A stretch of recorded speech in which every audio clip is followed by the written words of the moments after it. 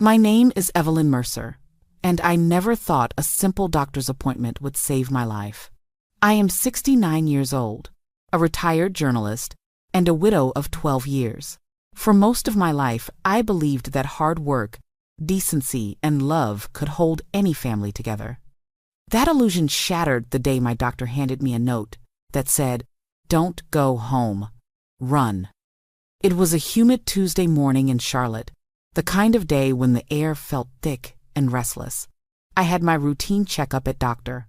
Leo Hartman's clinic, a man I'd known for over 2 decades, ever since he treated my late husband, Richard.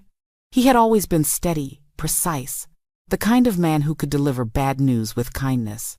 But that morning, something about him was different. His eyes flicked toward the hallway every few seconds, as if he expected someone to burst in. His hand trembled slightly when he checked my pulse. "Your blood pressure's perfect," he said, but his voice wasn't steady. "Heart strong, lungs clear. You've got many good years ahead of you, Evelyn." He smiled, but it wasn't the kind of smile that brings comfort. It was the kind that hides fear. When I stood up to grab my purse, Dr. Hartman suddenly leaned in closer. "Take care of yourself," he murmured. His hand brushed mine for a brief second, leaving behind a folded piece of paper that slipped into the side pocket of my bag so quietly that I almost didn't notice. Before I could ask what was going on, he straightened up and said louder, "Always good to see you, Mrs. Mercer. And remember, family isn't always what it seems." I froze. The words sounded like a riddle. Outside, the sun blazed over the parking lot, yet my body felt cold. In the cab home, curiosity gnawed at me until I finally reached into my purse. The note was small, the handwriting hurried and uneven. It said only 5 words: "Don't go home. Run." My chest tightened. Why would my doctor write this? Was someone in danger? Was he warning me about my health? Or was it something else?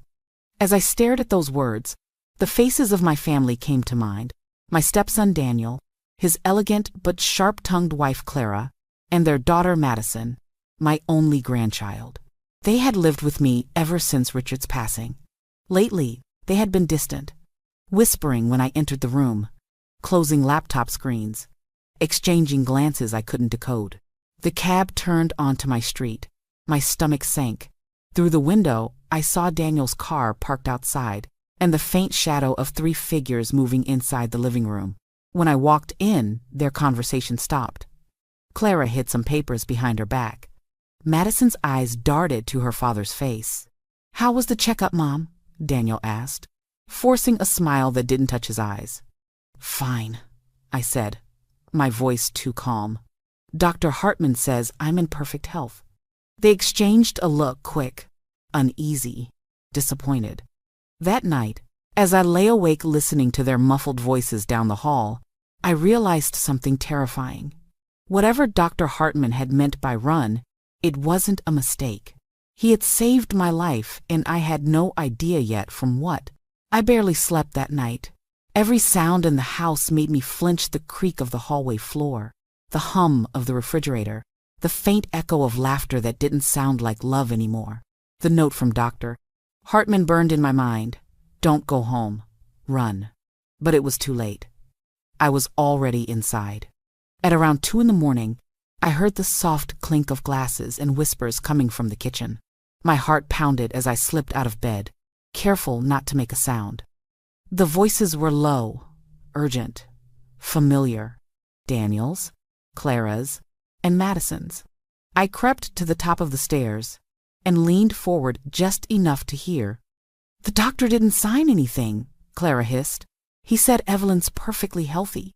We can't move forward without that report." Daniel sighed. "Then we find another doctor, someone willing to take cash and write what we need. It's not that hard."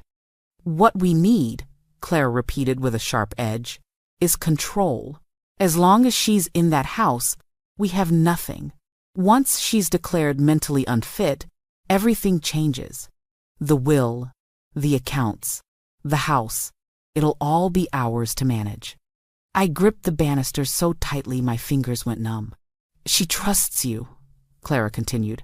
You just have to play the worried son a little longer. Tell her she's been forgetful lately. Tell her she left the gas on. The woman's old. No one will question it. Then Madison spoke my sweet granddaughter, the child I had raised on bedtime stories and piano lessons. Her tone was flat. Grandma doesn't even know how to use her phone half the time.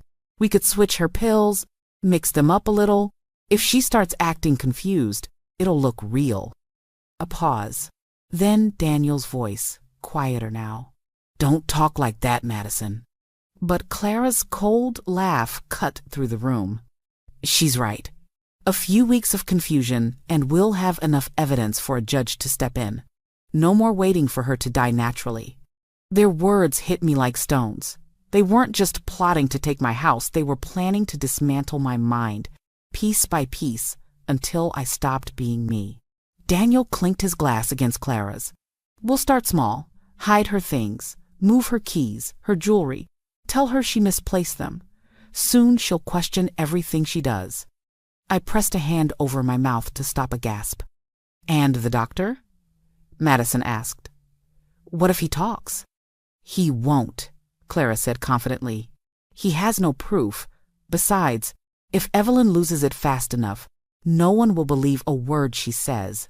Their laughter echoed through the dark house, blending with the ticking of the old clock in the hallway, the same clock Richard bought for our first anniversary. In that moment, the people I had called family became strangers. My stepson, the boy I once carried on my shoulders, the woman I welcomed like a daughter, the granddaughter I had sung to sleep. They were all planning my destruction. And they didn't know that I was standing just above them, listening, memorizing every word. When the laughter finally stopped, I went back to my room, sat on the edge of the bed, and whispered to the silence. You wanted a confused old woman, Clara. You're about to get something far more dangerous. The first light of dawn slipped through my curtains when I finally stood up from the bed. I had made my decision. I wasn't going to sit here and wait for my own family to destroy me. I was going to disappear before they even realized what was happening. My hands shook as I opened the old cedar chest at the foot of my bed, the one Richard and I had used to store travel keepsakes. I pulled out my passport, the spare bank card from our joint account, a few pieces of jewelry, and the flash drive Richard had given me before he died. He had called it our safety key, though I never knew what it contained. I packed everything into a small suitcase, only what I could carry without drawing attention. Before leaving, I paused by the mirror. The reflection staring back at me looked older than I remembered, tired, frightened, but fierce. You've faced corrupt politicians and liars before, I whispered to myself. You can face them too. I grabbed my phone and quietly opened the voice recorder app. If they wanted to twist the truth, I would make sure the truth had a voice. I slipped into the hallway, every step calculated, every breath measured. As I passed Daniel and Clara's bedroom, faint voices came through the door. I stopped. Are you sure the pills will work? Clara's voice asked. Daniel grunted. If she starts acting strange, it'll prove she's declining. I'll call that new psychiatrist. He's willing to sign the papers if he sees symptoms. Good, Clara said. And once the documents are ready, we'll sell the house. Madison already picked a car she wants. Daniel laughed. She'll have to wait until we transfer the funds. My stomach twisted, but I held the phone close, recording every word. When the conversation died down, I walked silently to the door, slipped my shoes on, and stepped outside into the pale morning fog. My heart was pounding so hard it hurt. I called a cab from the corner of the street, giving the driver my maiden name, Evelyn Pierce, and asked him to take me downtown. The moment we pulled away, a weight lifted from my chest, though fear still clung to me like smoke. At the bank, I withdrew $5,000 in cash. The teller, a polite young man, hesitated. That's a lot to carry, ma'am. Are you sure you don't want a cashier's check? I looked him straight in the eye. I'm sure. I'm settling some personal matters. From there, I went to a boutique hotel in uptown Charlotte. Its glass facade gleamed in the morning sun, a place so modern and quiet that Daniel and Clara would never think to look for me there. Under what name, ma'am? the receptionist asked with a professional smile. Evelyn Pierce, I said. I'd like to stay for at least a month. In the elevator, I exhaled for the first time all morning. When the doors opened to my suite, I set the suitcase down and walked straight to the window. Below, the city pulsed with life, unaware of the war I was preparing to fight. I plugged in the flash drive Richard had left me and watched as a single encrypted folder appeared on the screen. Its title made my breath hitch: Trust Evidence. Tears filled my eyes. My husband had left me more than memories, he had left me a shield. Outside, the sunrise burned gold across the skyline. I whispered to the city, to the ghosts of everyone who had ever underestimated me. They think I'm running, but I'm just getting started. By the next morning, my fear had settled into focus. Years of journalism had taught me one thing: when you want the truth, follow the paper trail and never blink first. I called the number printed on the small business card that Dr. Hartman had once given me. When he answered, his voice trembled. Evelyn, thank God. Are you safe? Yes, I said, staring out the hotel window. But you need to tell me everything. He hesitated before speaking. They came to see me, Evelyn, 2 weeks ago. Your son and his wife. They asked me to write a report saying you had early dementia. When I refused, Clara offered me money. His voice broke. That's why I slipped you the note. I was afraid if I told you directly they'd find out and come after me too. For a moment, I couldn't speak. The betrayal felt heavier than any headline I'd ever written. You did the right thing, I finally said. Now it's my turn.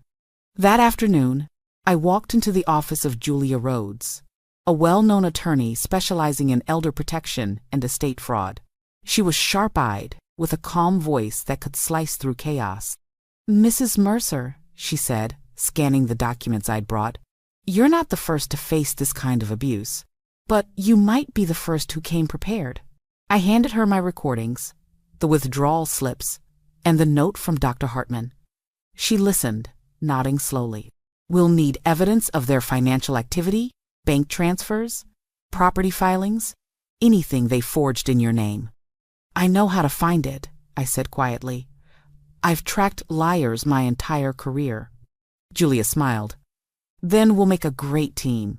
Within 24 hours, she introduced me to a private investigator named Miles Connor, a wiry man in his 50s with a dry sense of humor and eyes that missed nothing. He started digging into my family's financials using legal channels, and within 3 days, the results made my stomach turn. Clara had applied for 2 credit cards under my name, charging almost $28,000 at luxury boutiques and restaurants. Daniel had forged my signature on a temporary power of attorney document, claiming it was for tax simplification. And Madison, my sweet granddaughter, had been telling neighbors I was losing my mind, laying the groundwork for a court petition. When Julia presented the findings, she tapped her pen thoughtfully. This isn't just theft. It's coordinated psychological manipulation. They're building a case to destroy your credibility. But the worst came later that night, Miles called with a grim tone. You should sit down for this one, Evelyn. I did. Your daughter-in-law's been having an affair with your financial advisor, Matthew Cole. He's been moving small amounts from your investment account into a private offshore fund. They're planning to cash out as soon as the guardianship papers go through. I felt my chest tighten, but instead of breaking, something inside me hardened. I had exposed liars, criminals, and men twice as powerful in my career. Now, I would expose my own family. I want every detail, I said. Every transaction, every meeting, every name.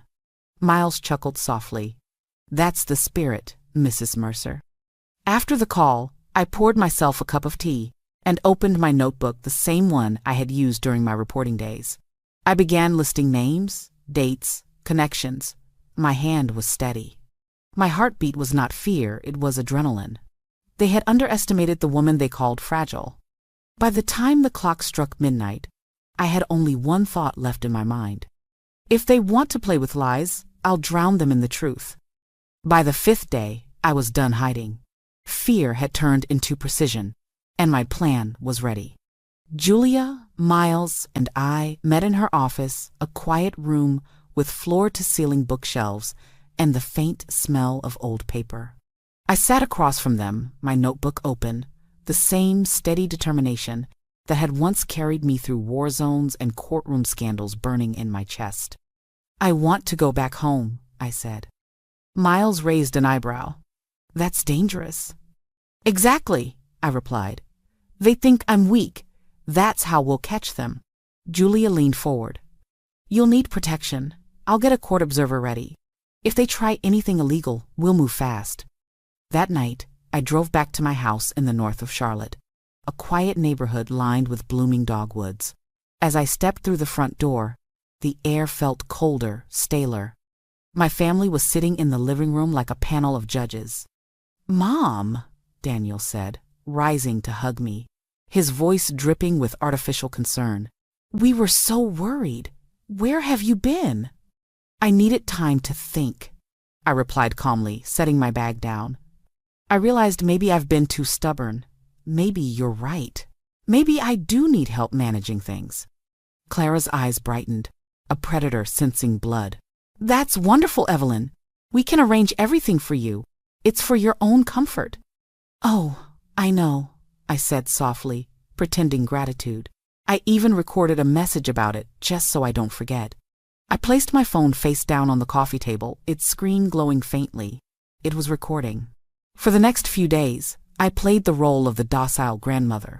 I forgot appointments, misplaced objects, and asked the same questions twice. They bought it completely.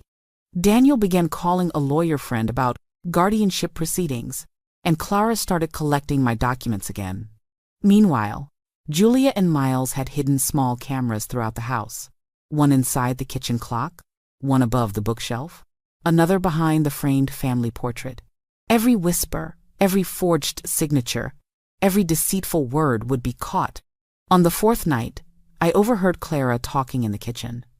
"Once she signs those papers tomorrow, the house is ours. I've already talked to a realtor." Daniel's voice followed. "And the psychiatrist's ready. He'll confirm her dementia after one meeting. We'll have full control of everything by the end of the week." My stomach twisted, but I kept my face neutral when I entered the room. "Did I hear you talking about the house?" I asked gently. Daniel stiffened. "We were just saying how we'll help you with the bills, Mom." I smiled. "That's kind of you." Later that night, Miles sent me a text. Everything recorded, ready for the sting. The next afternoon, I invited them all to sit with me in the living room. I wore Richard's old wristwatch and one of my pearl necklaces. "I've made my decision," I told them. "I think I should give you power of attorney." Clara gasped, nearly trembling with excitement. "That's the right choice, Evelyn. It's what's best for everyone." "Wonderful," Daniel said, reaching for a folder. "We can sign it right now." At that exact moment, there was a loud knock on the door. When Daniel opened it, 2 uniformed officers and Julia walked in, followed by Miles carrying a laptop. Julia's voice was clear, professional, and cold. "Mr. and Mrs. Mercer, this is a warrant to seize and review all financial documents and digital records related to Miss Evelyn Mercer's estate. You are both under investigation for attempted fraud and elder abuse." Clara's face went white. Daniel's hands dropped the folder. Miles pressed a button on his laptop, and their own voices filled the room, every word of their plan, every threat, every lie. "You wanted to take everything from me," I said quietly, "but you forgot who I was." Outside, the first siren wailed in the distance, echoing down the street like a closing curtain. By the time the police cars pulled away, flashing red and blue against the magnolia trees, the house felt heavier than it ever had before. The officers had taken Daniel and Clara for questioning, while Madison sat on the couch, pale and silent, her mascara streaked from tears. I didn't say a word to her. There was nothing left to say. That night, I returned to the hotel with Julia and Miles. I should have felt relieved, but something inside me refused to settle. This wasn't over. Daniel and Clara were arrogant, not stupid. They would have planned for backup. I needed to find every trace of their lies before they found a way to escape consequences. The next morning, Julia called. "Evelyn, you should sit down," she said carefully. "The financial advisor, Matthew Cole, disappeared last night. The FBI is now involved." I gripped the phone tighter. "Gone? What do you mean gone?" "He cleared his office, transferred what he could, and vanished. But there's good news. We've frozen the remaining accounts before anything else could move. Still, we need to figure out what he was trying to hide." My pulse raced. I walked to the window, looking down at the morning traffic below. The thought hit me suddenly, the flash drive. Trust evidence. I hadn't explored it fully yet. Maybe Richard had known something long before any of this started. When I opened the folder, a single document appeared. Richard Mercer, Final Trust. PDF password protected. Below it was a note in his handwriting. "Evelyn, if you're reading this, press the lowest C key on the piano." My breath caught. The Steinway piano still stood in the living room of our old home, the one Daniel had been so eager to sell. "I need to go back to the house," I told Julia. "Absolutely not," she protested. "It's still under investigation." "Then get me an escort," I said firmly. "There's something there my husband left for me." An hour later, I stood once again inside the home that had become a battlefield. The piano sat by the bay window, silent and perfect, as if it had been waiting for me. The officer beside me watched as I lifted the lid and pressed the lowest C key. A faint click echoed inside the wooden frame. My fingers trembled as I reached under the keyboard and pulled out a small sealed envelope wrapped in wax paper. Inside was a folded document, yellowed with age but notarized. It was a living trust, dated 7 years before Richard's death. Every asset, our properties, our investments, even the company shares Daniel thought were his, had been placed under my sole control. My knees nearly buckled. He had known.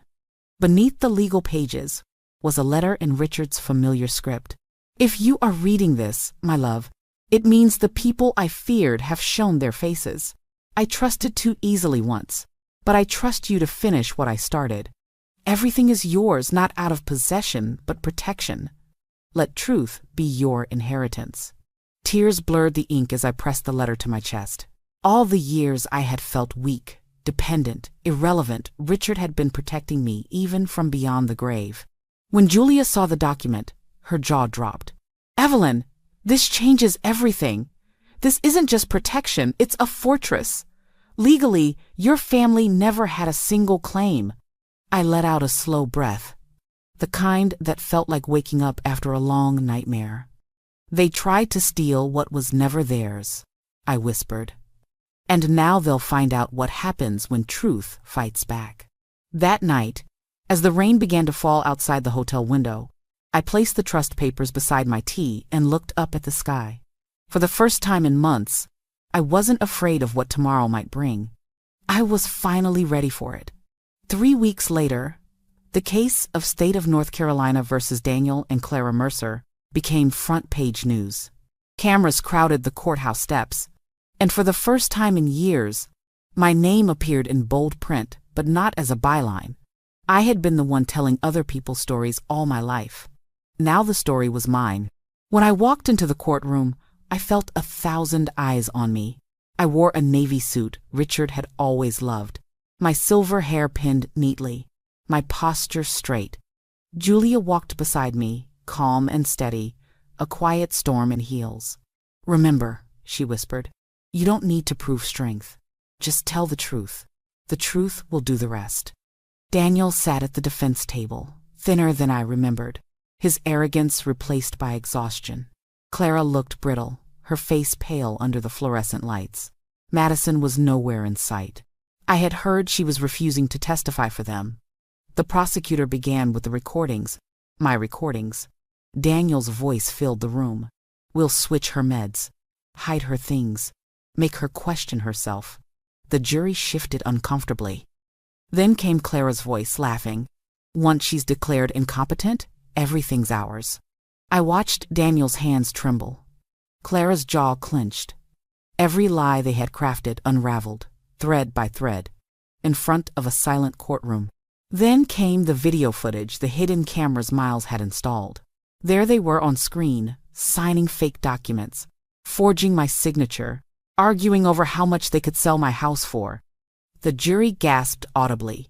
Even the judge leaned forward. When it was my turn to testify, I walked to the stand with slow, deliberate steps. The oath felt heavier than it ever had when I used to sit in courtrooms as a journalist. This time, I wasn't writing about truth. I was speaking it. "Mrs. Mercer," the prosecutor said gently, "can you tell us what you felt when you realized your family was conspiring against you?" I looked at Daniel. His eyes darted away. "I felt like I'd spent my life loving ghosts," I said. "People I thought were mine. I raised Daniel since he was 2 years old. I taught him compassion, honesty. I believed that would protect us both. I was wrong." I paused, the courtroom still. "They didn't just try to take my home. They tried to erase me, my mind, my dignity, everything I had left of myself. But I didn't fight them out of hatred. I fought because silence would have meant surrendering to their cruelty, and I've never been one to surrender." Julia placed her hand on mine when I stepped down. "You did beautifully," she whispered. When the verdict finally came, the air felt thick enough to cut. The foreman stood, his voice clear. "We, the jury, find the defendants guilty on all counts." Clara gasped, covering her face. Daniel just stared blankly ahead, as if the floor beneath him had vanished. The judge sentenced Daniel to 12 years in prison and Clara to 10, plus restitution for every stolen dollar. I didn't cry. I didn't smile. I simply stood there, feeling the weight of justice settling over years of pain. Outside, reporters swarmed the courthouse steps, microphones flashing. One young woman asked, "Mrs. Mercer, do you believe justice was served?" I looked into the camera, my voice steady. Justice isn't about revenge. It's about remembering who you are after everyone else tries to tell you you're nothing. Today, I remembered. The flashbulbs burst like lightning around me, but for the first time in years, I didn't flinch. I simply walked forward into the light. 6 months passed after the verdict, and Charlotte began to bloom again. The magnolias opened along the streets. The air carried that soft spring warmth that always reminded me of Richard's laughter. I had moved into a small cottage near Lake Norman, a place with white shutters, a garden full of lavender, and a quiet stillness that made the soul feel safe. Some mornings, I still woke up expecting to hear the chaos of the old house, the clatter of dishes, Clara's sharp voice echoing down the hall, Daniel's footsteps pacing near my door. But then sunlight would pour through the curtains, and I'd remember that silence can be the most beautiful sound in the world. Madison came to live with me after the trial. She had testified for the prosecution, giving evidence her parents never knew she recorded.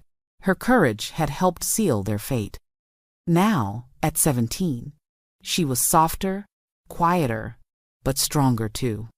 She helped me plant flowers in the garden, helped repaint the living room, and sometimes just sat by the lake with me, saying nothing. We didn't need words. We were 2 survivors learning how to breathe again. One afternoon, as we watched the water ripple in the breeze, Madison turned to me. "Grandma," she said, "do you ever wish you hadn't found out what they were doing?"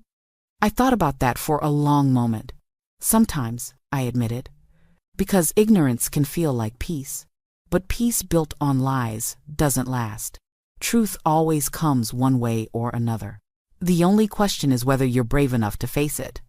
She nodded slowly, her eyes glistening. "You were brave." I smiled faintly. "I wasn't brave, sweetheart. I was just tired of being afraid." Inside the cottage, my desk had become my new newsroom. Instead of deadlines, I wrote memories. My story, "Run, Grandma, Run," spread across social media, and soon older women from all over the country began writing to me. Some were widows like me. Some were fighting families who wanted their homes, their money, or their silence. They called me the grandmother who didn't give up. Julia visited often. One evening she arrived with good news. The state legislature had just passed a bill strengthening laws against financial and psychological abuse of elders. They called it the Mercer Law. When she told me, I laughed softly, almost in disbelief. They named it after me? They named it after your courage, Julia said, and your story. Later that night, I sat at my desk by the window, the same window that overlooked the lake. The reflection of the moon danced on the surface of the water, and I thought about everything I had lost and everything I had found. I wrote the final lines of my memoir that night. Family is not blood. It is loyalty, respect, and love that asks for nothing in return. Age is not weakness. It is the crown of those who have survived storms and still choose to be kind. When betrayal breaks you, don't look for revenge, look for truth. It will save you in ways anger never can.